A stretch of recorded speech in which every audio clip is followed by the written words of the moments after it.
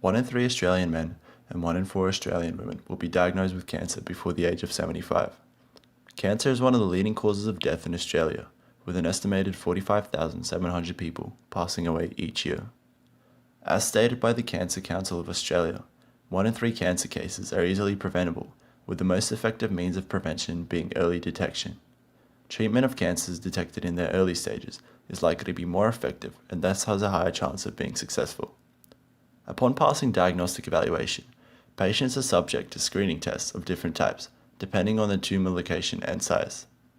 Microscopic imaging methods are used in the study of biopsy samples to provide structural and functional information, whereas X-ray imaging and MRI, magnetic resonance imaging, provide images of living tissues at the macroscopic level, but at a much lower resolution. High-resolution techniques for subsurface imaging of tissues that could provide detailed information related to early detection of cancer near the surface of the skin are not currently available. One of the biggest unsolved problems concerned with medical imaging is how to combine macroscopic and microscopic technologies so that the precise characteristics of cancers can be outlined. A more recent screening technology, implementing terahertz radiation in the detection of abnormalities near the surface of the skin, has shown promising results. Terahertz radiation is powerful enough to penetrate skin on a subsurface level, but is not strong enough to damage tissues.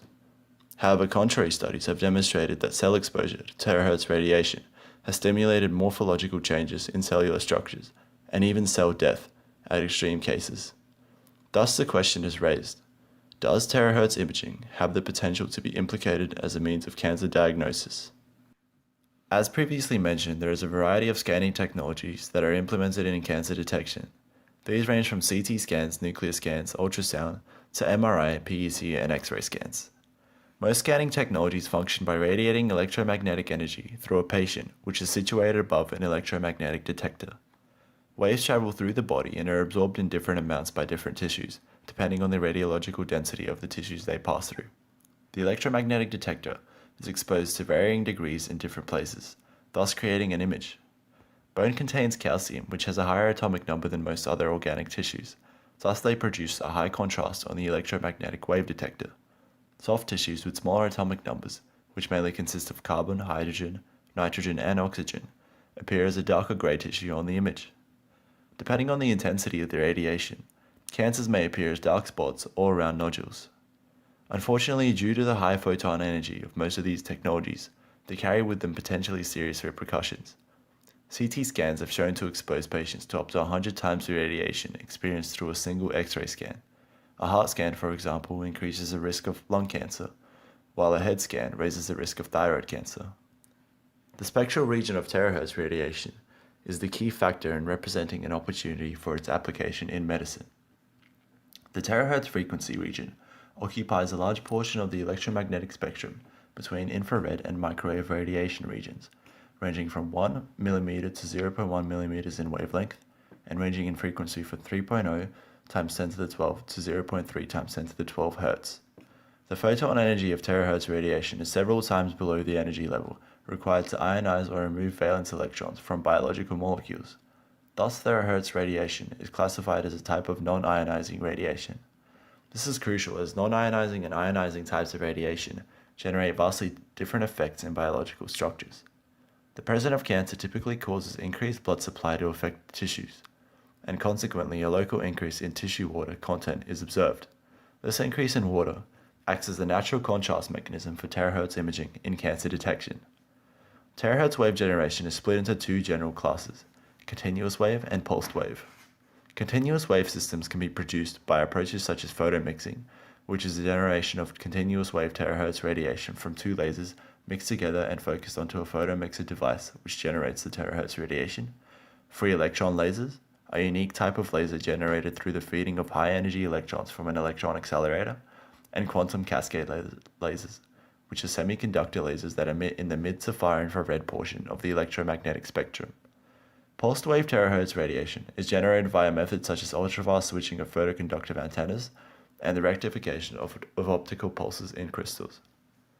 When a terahertz radiation wave is incident on a target, an array of pulses will be reflected back from the various points of contact. For each pulse detected in the signal, these amplitudes and timings are different and can be measured precisely.